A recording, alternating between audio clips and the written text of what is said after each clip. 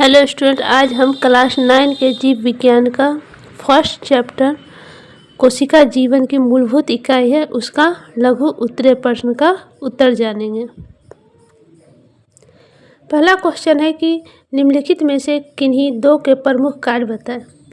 जैसे राइबोसोम का कार्य माइटोकॉन्ड्रिया, हरित लवक, गुणसूत्र, गाल्गी उपकरण, रिक्तिका मतलब रसधानी, कोशिका भित्ति, कोशिका झिल्ली और लाइसोसोम।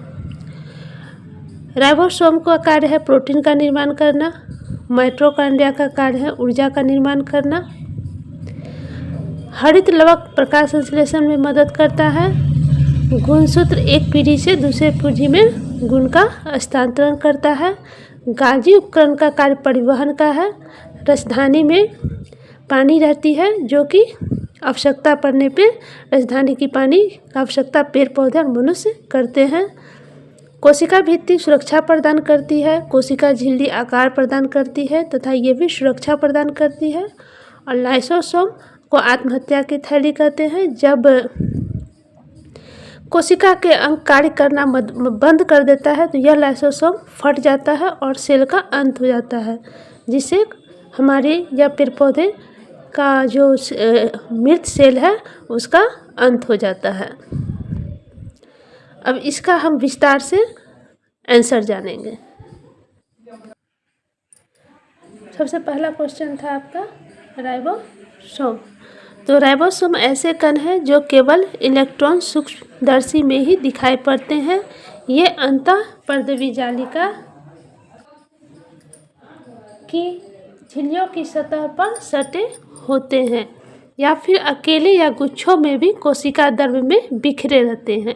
ऐसे राइबोसोम जो गुच्छों में मिलते हैं उसे पॉलीराइबोसोम कहते हैं या पॉलीसोम कहते हैं। ये रचनाएं प्रोटीन और आरएनए एक प्रकार का न्यूक्लिक एसिड की बनी होती है। और कार्य का बात करें तो राइबोसोम में ही प्रोटीन का संश्लेषण होता है।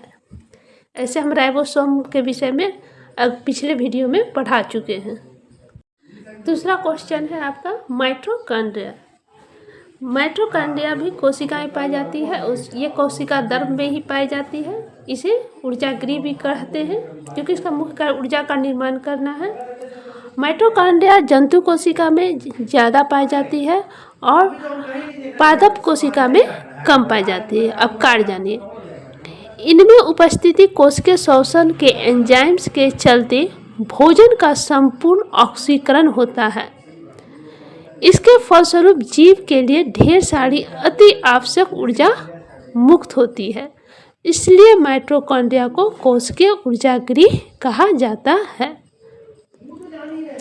तो कोशिका का श्वसन कहाँ होता है? तो माइटोकॉन्ड्रिया में। और माइटोकॉन्ड्रिया में ऊर्जा श्वसन होते हैं इसलिए ऊर्जा मुक्त होती है। इसलिए माइटोकॉन्ड्रिया को कोशिकीय ऊर्जा गृह भी कहा जाता है। यह ऊर्जा एटीपी के रूप में जमा रहता है।